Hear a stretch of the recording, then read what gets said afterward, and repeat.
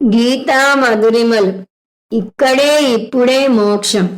కృష్ణ పరమాత్మ భగవద్గీతలోని 5వ అధ్యాయమైన కర్మ సన్యాస యోగంలో శ్లోకాలు 13 నుంచి 21 వరకు జ్ఞానయోగ సాధనలు చెప్తున్నాడు. వీటిలో ప్రతి ఒక్క శ్లోకము అద్భుతమైన శ్లోకమే. కానీ 19వ శ్లోకం ఇంకా ముఖ్యమైన శ్లోకం. ఎందుకంటే ఇది మన సిద్ధాంతంలో ఉన్న ఒక పెద్ద చర్చకు జవాబు చెప్తుంది. శ్లోకం 5:19 ఇహైవ తైర్జిత సర్గః ఏషాం సామ్యే స్థితం మనః నిర్దోషం హి సమం బ్రహ్మ తస్మాత్ బ్రహ్మణి తే స్థితాః. జ్ఞాని ఇప్పుడే ఇక్కడే మోక్షం పొందుతాడు, అంటే జీవన్ముక్తి పొందుతాడు. ఇది ఈ శ్లోకం సారాంశం. ఈ శ్లోకం మన సిద్ధాంతంలో ఉన్న పెద్ద చర్చకు జవాబు చెప్తుంది. చాలా మంది జీవించి ఉండగా మోక్షం కలగదు అంటారు. వారి ఉద్దేశంలో మోక్షం అంటే మరణానంతరమే కలుగుతుంది. అది కూడా ఊర్ధ్వలోకాలకు వెళ్ళాక వస్తుంది. శివలోక ప్రాప్తి లేదా విష్ణులోక ప్రాప్తిని మోక్షం అంటారు వారు. కానీ అద్వైతంలో ఇక్కడే ఇప్పుడే మోక్షం కలుగుతుంది అని వస్తుంది. ఈ సిద్ధాంతాన్ని నొక్కి వక్కాణించే శ్లోకం ఇది. ఈ విషయం కృష్ణ పరమాత్మ గట్టిగా చెబుతున్నాడు. ఇహ ఇవ, ఇహ అంటే ఇక్కడే ఇప్పుడే, ఇక్కడే ఇప్పుడే మోక్షం సాధ్యం. ఎవరికి? తైహి. తైహి అంటే అభేద దృష్టి లేదా సమదృష్టి ఉన్నవారు, అంటే జ్ఞానులు. సర్గః జితః. సర్గః అంటే పునరపి జననం పునరపి మరణం అనే వృత్తాన్ని, అంటే సంసారాన్ని. జితః జయించిన వారు. మొత్తం వాక్యం కలిపితే జ్ఞానులు ఇక్కడే ఇప్పుడే సంసారాన్ని జయిస్తారు. అంటే వారిని సంసారం బాధించదు. ఎందుకు? వారి దృక్కోణం మారింది కాబట్టి. అల ఉదాహరణ చూద్దాం. ఒక అల తను చిన్న అల అనుకుంటే అంతా బాధలే. తను సముద్రంలో పుట్టిందని, దానికి ఒక పుట్టినరోజు ఉందని, ఎప్పుడో మరణం తప్పదని, అలాగే తన తక్కిన అల స్నేహితులు బంధువులు వదిలి వెళ్ళిపోతారని బాధపడుతుంది. గాలిని చూస్తే అల అల్లల్లాడిపోతుంది. గాలి తనను అంతం చేయటానికే వచ్చింది అనుకుంటుంది. అదే అలకు తను అల కాదని నీరు అని తెలిస్తే దాని ఆలోచన ఎలా ఉంటుంది? దాని దృక్కోణం మారుతుంది. తను ఒక చిన్న అలను గట్టిగా గాలి వీస్తే రాలిపోతాను, ఒడ్డుకు వెళితే చనిపోతాను అనుకునే అల నేను చిన్న అలను కాను, నేను సముద్రం మొత్తానికే నీరుగా అధిష్టానాన్ని అని అర్థం చేసుకుంటుంది. ఎంత పెద్ద మార్పు చూడండి. చిన్న అల ఎక్కడా, పెద్ద సముద్రం ఎక్కడా? ఎప్పుడైతే రెండింటిలోనూ ఉన్నది నీరే, ఆ నీరుని నేనే అని అల తెలుసుకుంటుందో అప్పుడు దానికి ప్రాణ భయం ఉండదు. గాలిని చూస్తే భయం లేదు.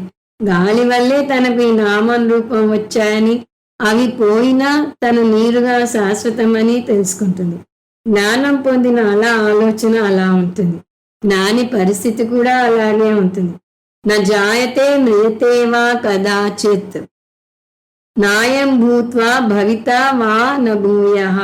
నాకు చావు పుట్టుకలు లేవు. నేను సుషుప్తిలో వ్యవహారం నడపకపోయినా నేను ఉన్నాను. వ్యవహారం లేనంత మాత్రాన నేను లేనట్టు కాదు. అలాగే ఈ స్థూల శరీరం లేకపోయినా ఆత్మగా నేను ఉంటాను. అందువల్ల మరణ భయం పోతుంది.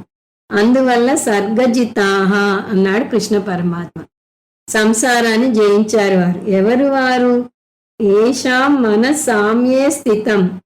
ఎవరి మనసు అయితే సమదర్శనంలో నెలకొని ఉన్నదో వారు.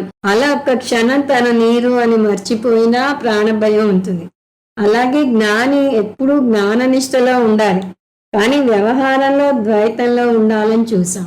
ఎవరైనా నువ్వెవరు అని అడిగితే స్థూల సూక్ష్మ కారణ శరీరాత్ వ్యతిరిక్త పంచకోశాతీత సన్ అవస్థాత్రయ సాక్షి సచ్చిదానంద స్వరూప సన్ యత్ తిష్టతి స ఆత్మ అని చెప్తే అడిగిన వాళ్ళు అక్కడి నుంచి వెంటనే పారిపోతారు. అందువల్ల అందరూ చెప్పినట్టే నేను ఫలానా అని వివరాలు చెప్పాలి. అలా సమదర్శనం చేస్తే ఆ సమవస్తువు ఎలా ఉంటుంది? సమం బ్రహ్మ. సమ అంటే అన్నింటిలోనూ అధిష్టానంగా ఉన్న బ్రహ్మ లేదా చైతన్యం. ఇంగ్లీష్లో మన గురించి ఏదైనా చెప్పాలంటే ఐయామ్ అని మొదలెడతాం. ఐయామ్ అన్నాక అనేక వివరాలు కలుపుతాం.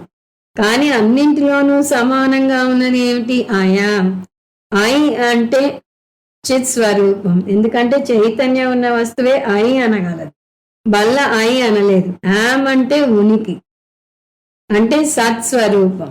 అయామ్ అంటే చిత్ రూపం ప్లస్ సత్ రూపం. అన్నింటికీ సమానంగా ఉన్నది సత్ చిత్. ఆ సమవస్తువును అంటే సత్ చిత్తును బ్రహ్మ అంటారు. ఈ చైతన్యం అన్నింటిలోనూ సర్వవ్యాపకంగా ఉంది. అలకు పరిమితి ఉంది కానీ నీరుకు లేదు. ఎందుకంటే నీరు అన్ని అలల్లోనూ ఉంది. అలాగే మనసుకి దేశ పరిమితి, కాల పరిమితి ఉంది. కానీ చైతన్యం అన్ని శరీరాల్లోనూ అన్ని మనస్సుల్లోనూ ఉంది. అటువంటి చైతన్యం ఎంత పెద్దది? అది బ్రహ్మ. బ్రహ్మ అంటే అనంతం. ఈ అనంతమైన బ్రహ్మ అన్నింటిలోనూ ఉంది. దాని స్వరూపం ఎలా ఉంది? నిర్దోషం. ఆ బ్రహ్మ ఎప్పుడూ శుద్ధం, ఎప్పుడూ ఆనంద స్వరూపం. ఈ నిత్య శుద్ధ ఆత్మను వదిలేసి అశాశ్వతమైన అశుద్ధమైన శరీరాన్ని ఎందుకు పట్టుకుని పాకులాడతారు? జ్ఞాని అలా చేయడు. తస్మాత్ బ్రహ్మని తే స్థితాః. జ్ఞాని ఎప్పుడు బ్రహ్మనిష్టలో నెలకొని ఉంటాడు. జ్ఞాని తను సచ్చిత్ ఆనందం బ్రహ్మ అని, తను నిత్య శుద్ధ బుద్ధ ముక్త స్వరూపుణ్ణి అని తెలుసుకుంటాడు. ఈ జ్ఞానం 2 దశల్లో పొందుతాడు అని చూసాం. తను నేను మనశరీరాలను కానని, శరీరంలో ఉండి శరీరానికి భిన్నంగా ఉన్న ఆత్మనని గ్రహిస్తాడు. తర్వాత ఈ ఆత్మ సర్వవ్యాపకమైనదని, అందరిలోనూ ఉందని తెలుసుకుంటాడు. అందువల్ల ఎదుటి వారిని శారీరకంగా కాక ఆత్మగా చూస్తాడు.